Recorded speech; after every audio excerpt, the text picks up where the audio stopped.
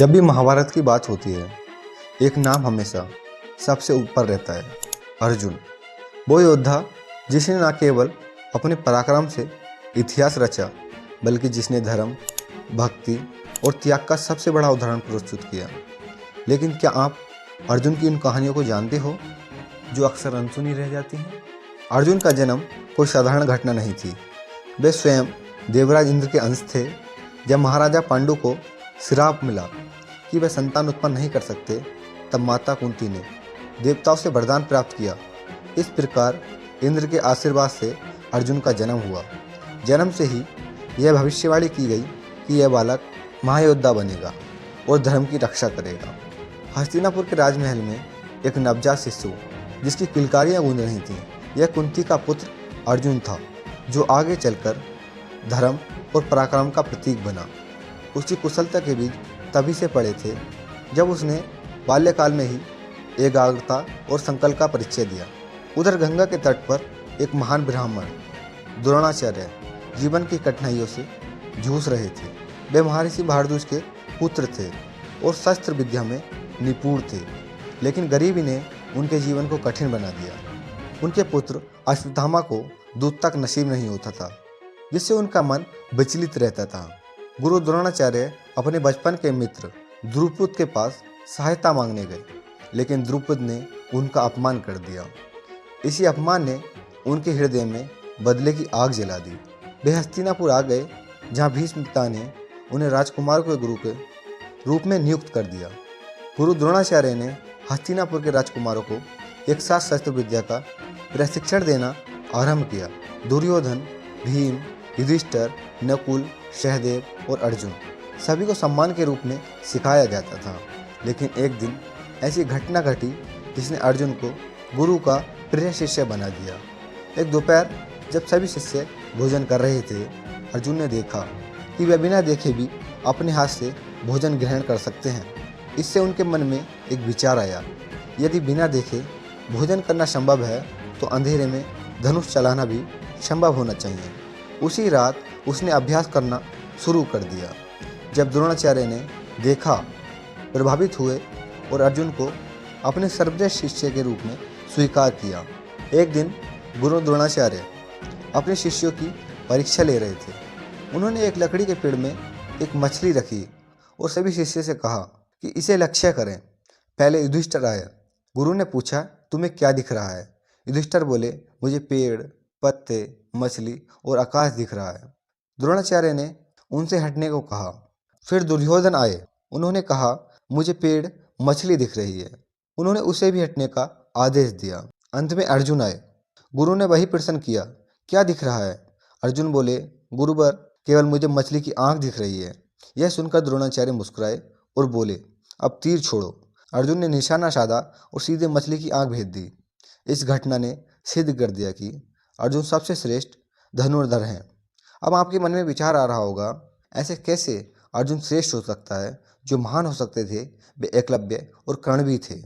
चलो बात करते हैं एकलव्य की। एक दिन गुरु द्रोणाचार्य को जंगल में एक अचूक धनुर्धर मिला। जब उन्होंने उसका परिचय पूछा तो उसने कहा, मैं एकलव्य हूँ, निषाद राज का पुत्र। मैंने आपकी मूर्ति बनाकर आपसे धनुर्विद्या सीखी है। द्रोणाचार्य चौंक गए। यह बालक अर्जुन से भी श्रेष्ठ लग रहा था। उन्होंने एकलव्य से गुरु दक्षिणा में अंगूठा मांग लिया। एकलव्य ने बिना हिचकिचाए अपना अंगूठा काटकर गुरु को समर्पित कर दिया। दोस्तों, आगे जानेंगे एकलव्य के हर राज को। क्या हकीकत में ही एकलव्य ने अंगूठा काटा था या नहीं? पहले अर्जुन के बारे में विस्तार से समझिए। समय बीतता गया, महाभारत का युद्ध शुरू हुआ। द्रोणाचार्य कौरवों के पक्ष में थे क्योंकि वे हस्तिनापुर के सेनापति थे। अर्जुन, जो जीवन भर अपने गुरु का आदर करता था, अब युद्ध के मैदान में उनके सामने खड़ा था। युद्ध के दौरान द्रोणाचार्य को हराना असंभव लग रहा था। तब श्री कृष्ण ने एक योजना बनाई। भीम ने हाथी अश्वत्थामा को मार डाला और चिल्लाए, अश्वत्थामा मारा गया। द्रोणाचार्य ने युधिष्ठिर से सत्य जानना चाहा। युधिष्ठिर ने कहा, अश्वत्थामा मारा गया। अब आपके मन में विचार आ रहा होगा कि युधिष्ठिर तो कभी झूठ नहीं बोलते, क्योंकि अश्वत्थामा तो अमर हैं। तो इसके पीछे का भी राज जानेंगे। अर्जुन और द्रोणाचार्य की कहानी केवल शिष्य और गुरु की नहीं है, बल्कि समर्पण, परीक्षा, धर्म और न्याय की भी है। ये कथा हमें सिखाती है कि सच्चा शिष्य वही होता है जो अपने गुरु की सीख को जीवन भर अपनाता है, और सच्चा गुरु वही होता है जो अपने शिष्यों को सफलता के सर्वोच्च शिखर तक पहुंचाता है। अब हम बात करेंगे एकलव्य के बारे में। गंगा के किनारे घने जंगलों में एकलव्य नामक बालक अपने पिता निषाद राज हिरणाधनु के साथ रहता था। निषाद वनवासी समुदाय से थे जो शिकार करके और नाव चलाकर जीवन यापन करते थे। एकलव्य बचपन से ही धनुर्विद्या का प्रेमी था। वह पक्षियों की उड़ान देखकर तीर चलाने का अभ्यास करता था और जंगली जानवरों पर निशाना साधता था। लेकिन उसका सपना बड़ा था, वह महान धनुर्धर बनना चाहता था।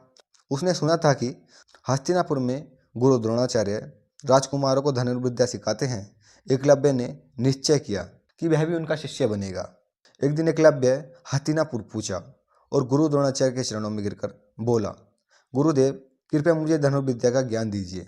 मैं एक निषाद पुत्र हूँ, लेकिन मैं पूरी निष्ठा से सीखूंगा। द्रोणाचार्य असमंजस में पड़ गए। वे जानते थे कि वह केवल राजकुमारों को सिखाने के लिए ही नियुक्त किए गए हैं। उन्हें यह भी एहसास था, यदि उन्होंने एक निषाद पुत्र को सिखाया तो समाज में उनकी प्रतिष्ठा पर सवाल उठ सकते हैं। दोस्तों, आपके मन में विचार आ रहा होगा कि श्री कृष्ण तो भागवत गीता में कहा है कि जाति जन्म से आधारित है, ये कर्म से आधारित नहीं है। इसके बारे में भी जानेंगे आगे। उन्होंने गहरी सांस ली और कहा, बालक, मैं केवल क्षत्रियों को ही शिक्षा देता हूँ, तुम यहाँ से चले जाओ। एकलव्य का मन टूट गया, लेकिन उसका संकल्प अडिग था। उसने प्रण किया, यदि गुरु स्वयं मुझे नहीं सिखाएंगे तो मैं उनकी छवि से ही सीखूंगा। वन से लौटकर एकलव्य ने गुरु द्रोणाचार्य की एक मिट्टी की मूर्ति बनाई और प्रतिदिन उसकी पूजा करने लगा। वह मानता था कि यही उसकी प्रेरणा होगी। सुबह उठते ही वह गुरु की प्रतीक्षा के सामने प्रणाम करता, घने जंगलों में पेड़ों की टहनियाँ पर निशाना साधता। दौड़ते हुए हिरणों को देखकर उसकी गति और समय का अनुमान लगाना सीखा। पानी में प्रतिबिंब देखकर लक्ष्य भेदने का अभ्यास किया। कुछ वर्षों में ही वह अद्वितीय धनुर्धर बन गया, जिसे कोई हरा नहीं सकता था। एक दिन कौरव और पांडव शिकार पर निकले। उनके साथ गुरु द्रोणाचार्य भी थे। अचानक उन्होंने देखा, एक जंगली कुत्ता मुंह खोले हुए भाग रहा था, लेकिन उसके मुंह से कोई आवाज नहीं निकल रही थी। जब उन्होंने गौर से देखा तो पाया उसके मुंह में इस तरह से 7 तीर लगे थे कि वह भौंक नहीं सकता, लेकिन उससे कोई भी चोट नहीं पूछी थी। यह देखकर अर्जुन चौंक गए। उन्होंने पूछा, गुरुदेव, ऐसा तीर कौन चला सकता है? गुरु द्रोणाचार्य को संदेह हुआ और उन्होंने शिष्य को उस धनुर्धर की खोज करने को कहा। जल्द ही वे एकलव्य के पास पूछे, जो मिट्टी की मूर्ति के सामने अभ्यास कर रहा था। द्रोणाचार्य ने पूछा, बालक, तुमने इतनी उत्कृष्ट धनुर्विद्या कहाँ से सीखी? एकलव्य ने उत्तर दिया, गुरुदेव, मैंने आपकी प्रतिमा के समक्ष अभ्यास किया है।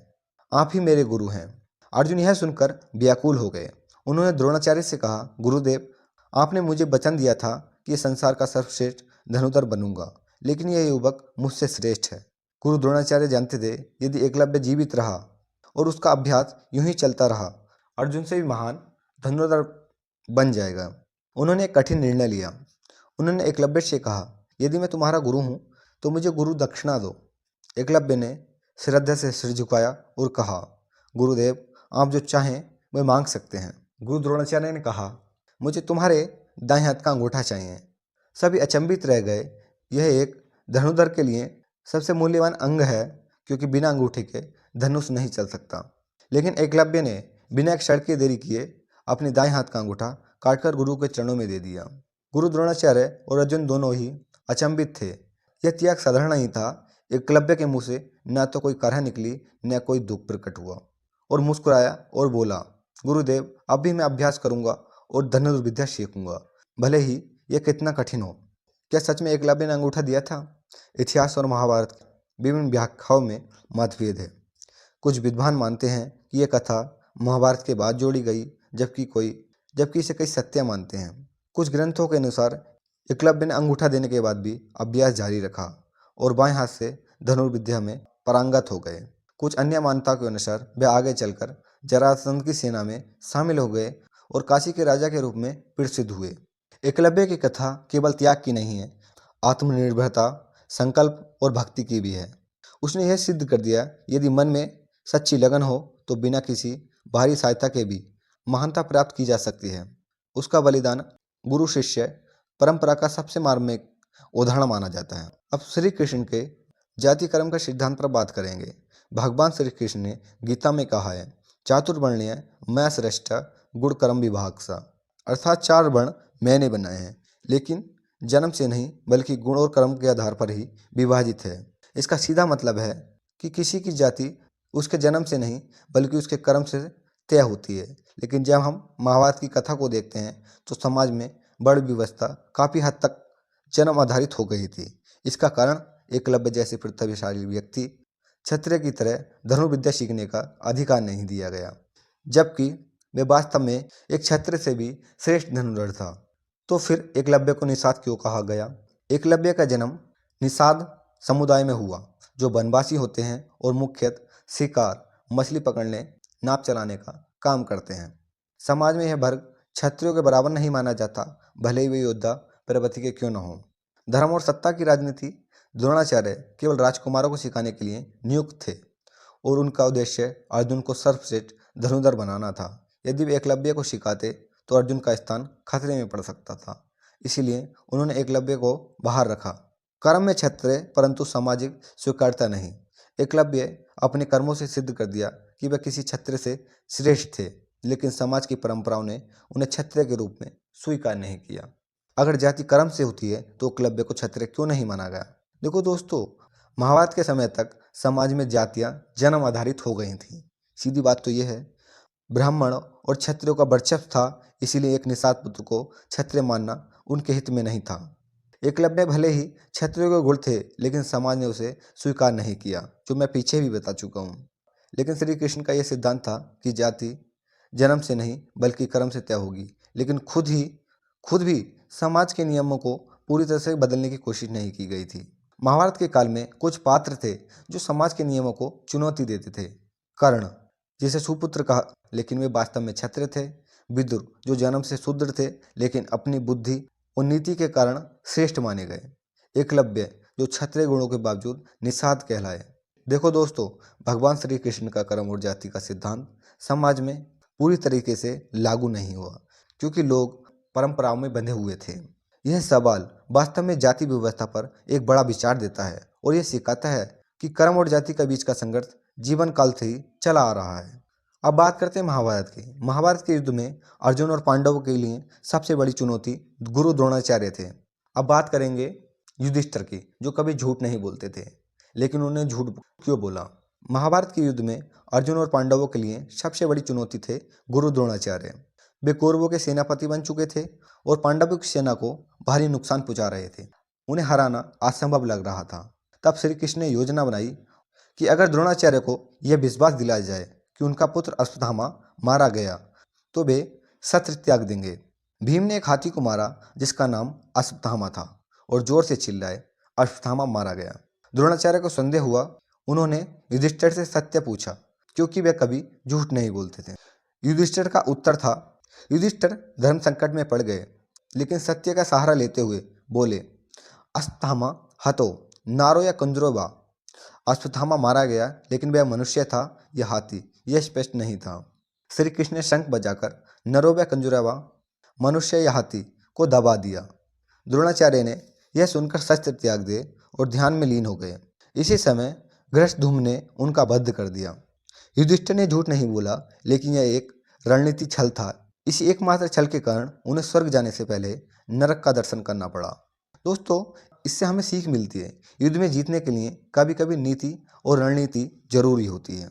धर्म और अधर्म की परिभाषा परिस्थिति के अनुसार बदल सकती है। सत्य केवल शब्दों से नहीं बल्कि उनके भाव से भी मापा जा सकता है। यही महाभारत की जटिलता है, जहाँ हर निर्णय के पीछे एक गहरी नीति और परिणाम छिपा होता है। धन्यवाद दोस्तों। हमारे द्वारा बताई गई जानकारी आपको कैसी लगी?